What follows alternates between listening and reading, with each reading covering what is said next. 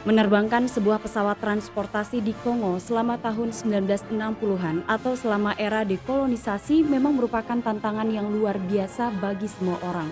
Ada sebuah kecelakaan pesawat yang pernah terjadi dan melibatkan PBB. Maka PBB memerlukan investigasi khusus untuk menentukan apakah bencana udara di tahun 1961 di wilayah Afrika adalah kecelakaan atau sebuah sabotase. Ada tekanan untuk mengungkap misteri penerbangan dan kontroversinya, dan ada berbagai hal yang sepertinya belum pernah dibahas. Jadi apa kira-kira penyebab kecelakaan yang dialami oleh Sekjen PBB di tahun 1961 itu? Saya Tamara Del, kita take off ke kronologi.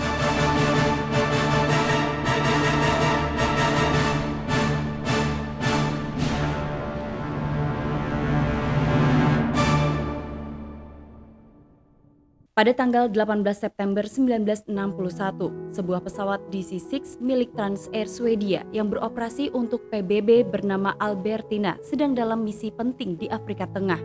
Tujuannya adalah Bandara Ndola di koloni Inggris yaitu Rhodesia Utara yang saat ini bernama Zambia. Penerbangan itu berangkat dari Bandara Elizabethville dengan normal, kemudian singgah di Bandara Leopoldville. Cuaca di bandara itu diinformasikan oleh ATC. Jarak pandang sekitar 5 hingga 10 mil dengan sedikit kabut.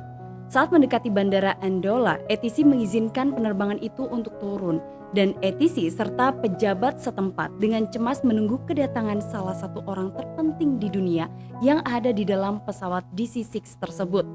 Orang penting di dalam pesawat itu adalah Sekretaris Jenderal PBB, Dag Hammarskjöld. Dia terbang dari Kongo untuk mengadakan pembicaraan damai tingkat tinggi dengan seorang pemimpin pemberontak. Dan rombongan di dalam penerbangan itu cukup sadar bahwa misi tersebut sangat sulit. Hammarskjöld telah dalam perjalanan untuk negosiasi gencatan senjata selama krisis di Kongo. Untuk alasan keamanan, pesawat tersebut diterbangkan dengan rute tidak langsung ke Ndola. Mereka membuat pengaturan di rute pesawat untuk menghindari hal-hal yang tidak menyenangkan atau hal-hal yang tidak diinginkan. Untuk mencegah adanya penyergapan atau penyadapan, tidak ada flight plan yang disampaikan kepada ATC atau pihak-pihak terkait, dan para pilot telah menjaga kerahasiaan radio untuk sebagian besar penerbangannya. Bahkan pada tahap terakhir penerbangan, kru perlu merahasiakan misi tersebut. Saking rahasianya, saat ATC Ndola bertanya apakah pesawat akan menetap atau tinggal di Ndola nantinya, jawaban dari pilot adalah negatif. Hal itu disebabkan karena mereka tidak tahu siapa yang mungkin menguping pembicaraan antara pilot dengan ATC. Penerbangan itu normal, Sekretaris Jenderal PBB dan delegasinya akan berada di darat hanya dalam waktu sekitar 10 menit lagi. Dengan kata lain, pesawat itu sudah hampir tiba di Ndola.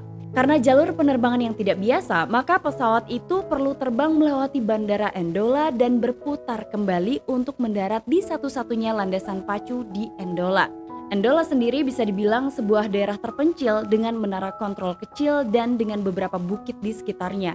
Tentu saja, di malam hari sangat sulit untuk melakukan approach. Para kru mulai melakukan belokan kiri menukik. Ini adalah belokan terakhir yang akan meluruskan posisi pesawat dengan landasan pacu di bawahnya. Waktu pendaratan hanya sekitar 3 menit lagi dan misi ke Ndola akan segera dimulai. Sebuah misi yang dapat mengubah nasib bangsa-bangsa. Di darat, petugas ATC dan para pejabat setempat semakin khawatir. Pesawat Sekretaris Jenderal itu terlambat tiba. Maka kemudian petugas menara kontrol mulai bertanya-tanya kemana pesawat itu pergi. Kenapa mereka belum melihatnya?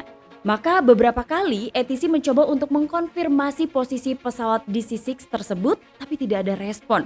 Petugas ATC Ndola mencoba untuk menghubungi lagi tapi tetap tidak ada respon. Saat itu ATC akhirnya menunggu beberapa saat. Tapi karena tidak ada informasi dari pesawat yang sedang membawa Sekjen PBB itu, maka ATC Ndola menghubungi bandara lain di wilayah tersebut. Tapi mereka pun ternyata tidak mendapat kabar apapun dari pesawat tersebut.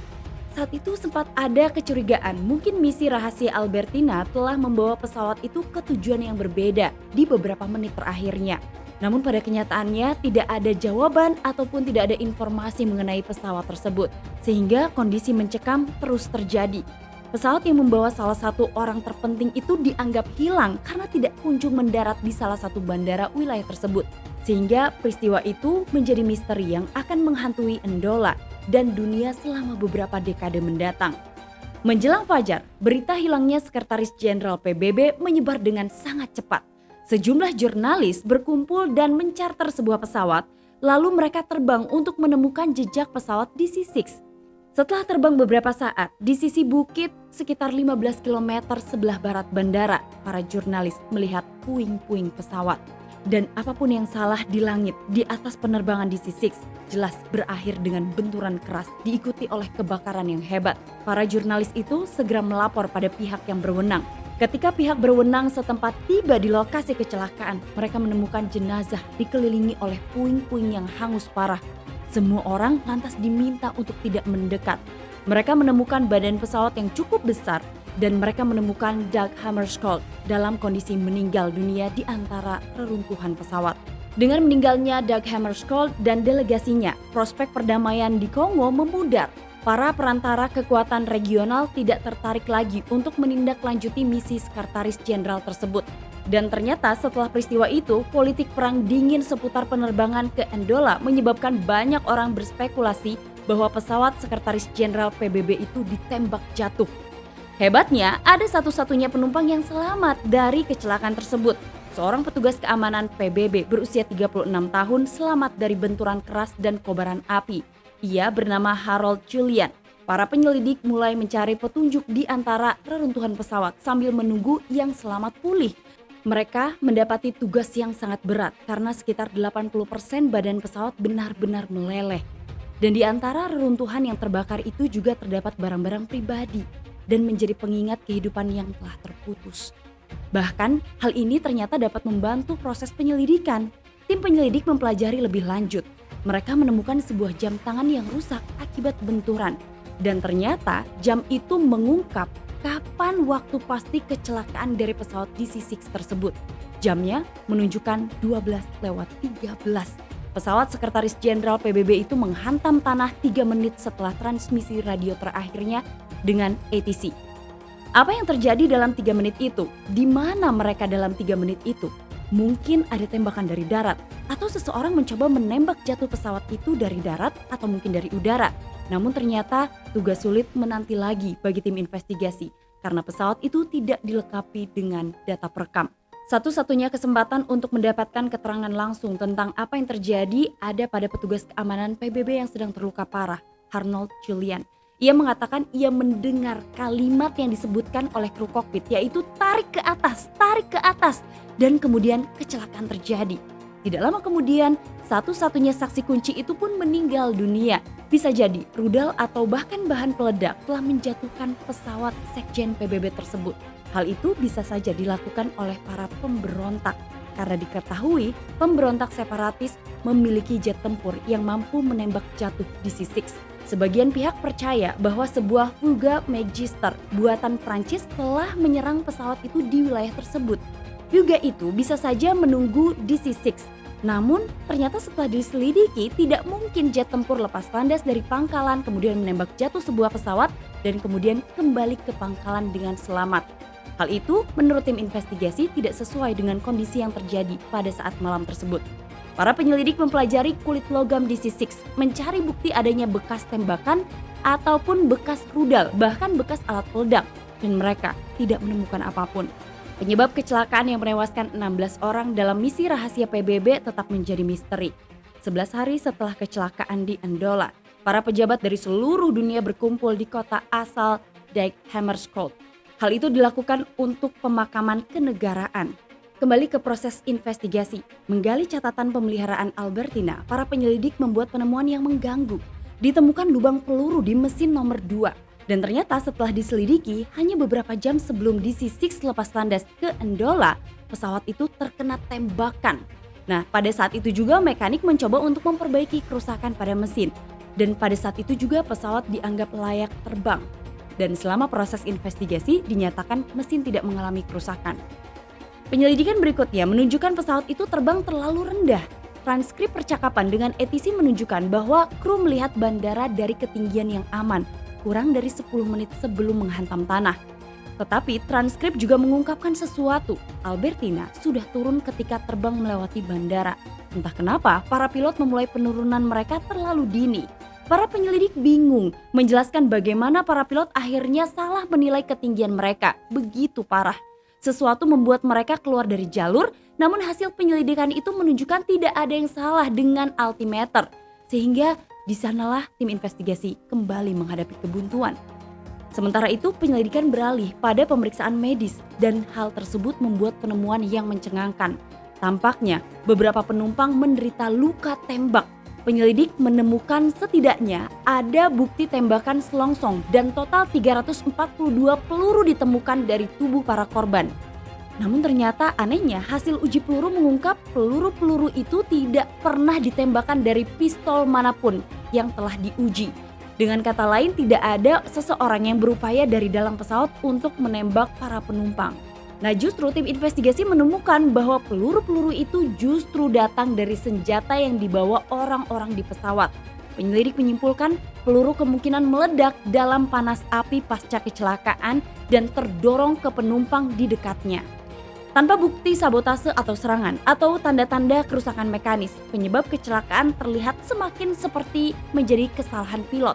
Orang-orang ini berpengalaman, sulit untuk melihat bagaimana mereka tidak bisa mengacaukan penerbangan.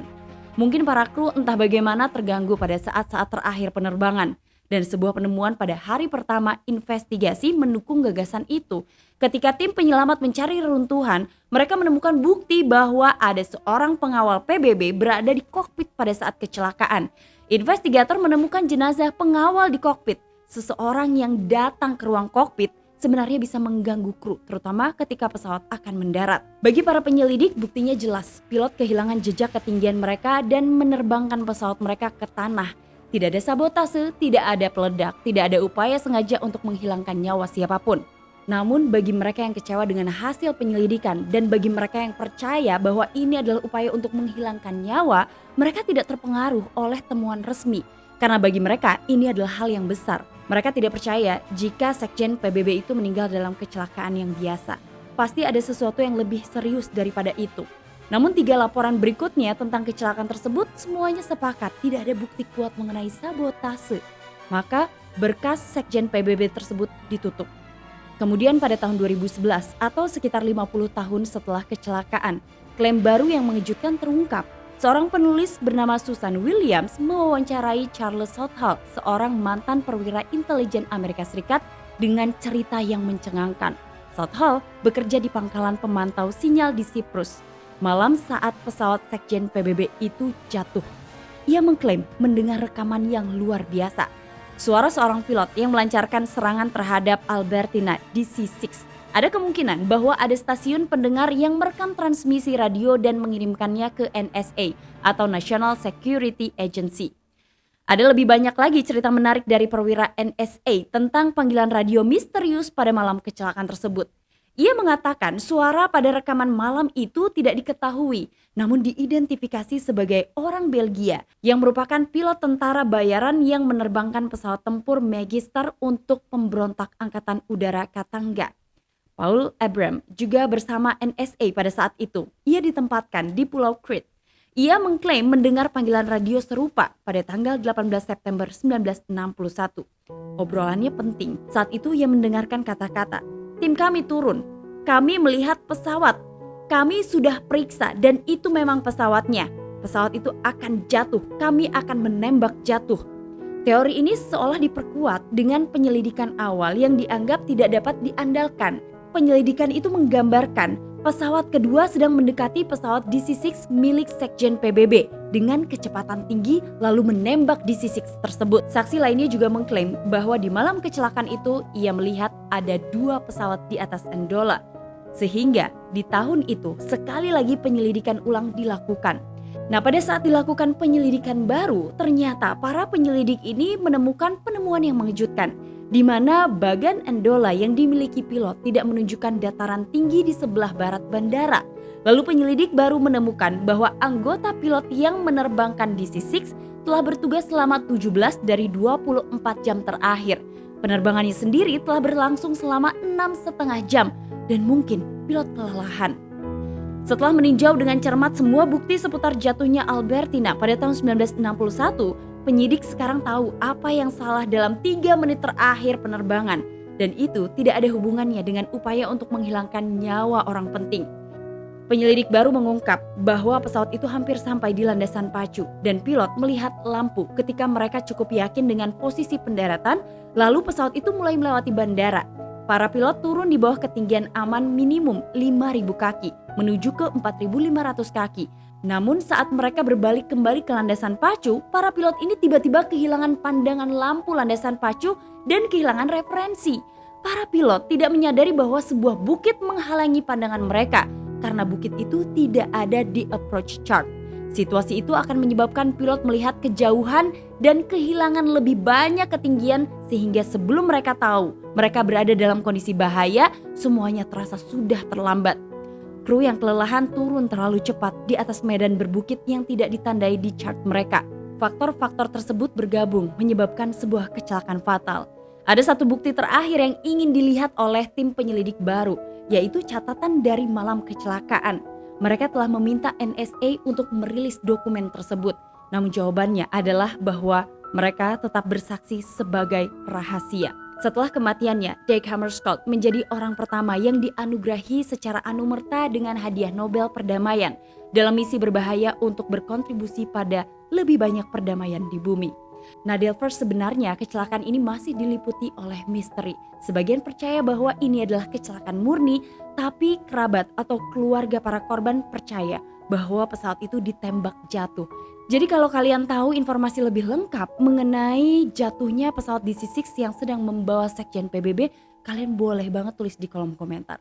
Terima kasih sudah nonton video ini, jangan lupa di klik tombol subscribe dan nonton lagi di episode-episode selanjutnya. Terima kasih, sampai ketemu lagi. Assalamualaikum warahmatullahi wabarakatuh.